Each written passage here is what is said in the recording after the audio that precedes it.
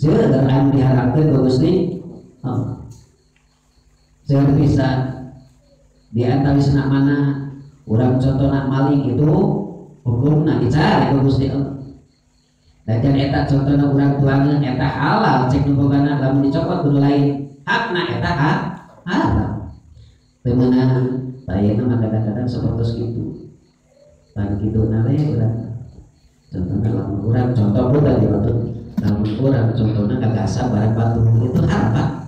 Tapi seueur anu sapertos migawe seperti gitu. Lamun dina eta mah geuning soal ya anu unjuk rasa naon demo gitu. Seueur sebenarnya anu korupsi mah seueur anu korupsi seueur senang tapi mah.